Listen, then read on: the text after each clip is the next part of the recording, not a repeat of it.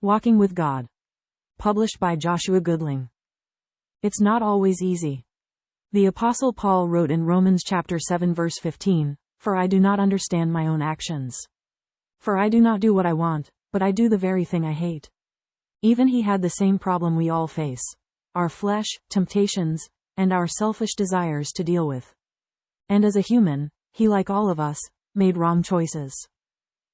I feel sometimes people look at my life and think, wow, I wish I had it all together like he does.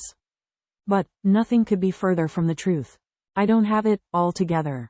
I make wrong choices, give in to temptation, and follow the desires of my flesh too often, as we all do. I'm human. I do strive to live right, to follow Jesus, to obey his word, and to be a light in this world. However, I'm not near perfect, and I sometimes do what I know is wrong, even knowing the outcome won't be good, simply because I'm just too tired, or I've had a rough day, or because of some other reason or excuse. The thing is, when I do make wrong choices and wrong decisions, it doesn't take long before I realize, Joshua, you shouldn't have done that, and I know life isn't going to be too much fun until I confess it, make the necessary changes, and get my life back on the right track. The worst times in my life, where I've just felt miserable inside, are because of selfishly chosen to make the wrong decisions. And all of the best times in my life, where I've felt awesome inside, are when I've purposefully chosen to obey God and follow him. I've always found that when I think I can do things on my own, and I don't need to follow his commandments, I make great mistakes, and I mess things up. He is God. He knows what is right. I'm not sure why that is so hard for us to learn sometimes. It's not always easy to follow Jesus and do what is right.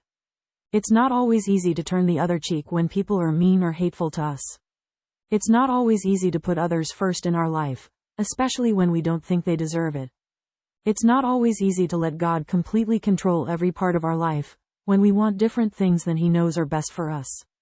It's not always easy, but God never promised it would be easy.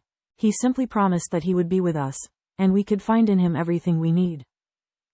I know from my own experiences that no matter how hard or impossible it may seem to obey God, we're always 10,000% better off when we make the decision to follow him no matter what it may cost us. Yes, we all make wrong choices, we all fail, and we all do stupid stuff sometimes. So did the Apostle Paul, and every other human being who has ever lived.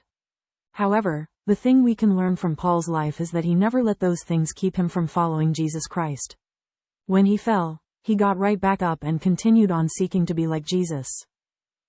Paul told Timothy in 2 Timothy chapter 4 verse 7, "I have fought the good fight, I have finished the course, I have kept the faith."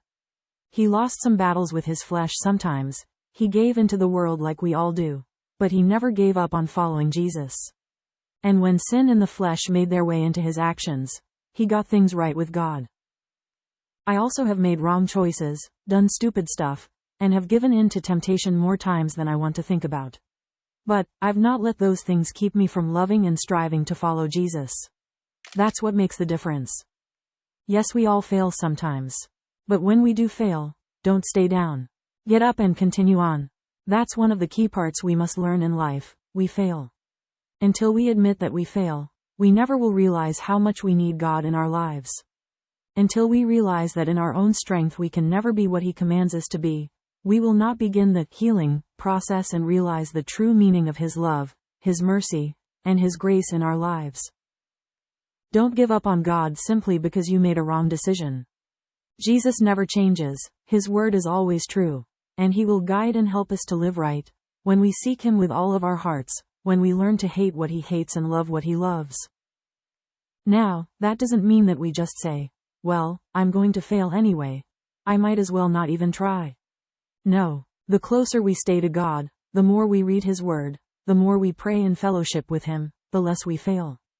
Yes, we all fail, but there is something we can do about that. Keep our eyes on Jesus. I don't have it all together, but I do have Jesus Christ, and he's all I need. I just have to follow him daily, and seek him with everything I am. It's not always easy, but it is well worth it. That much I can promise you.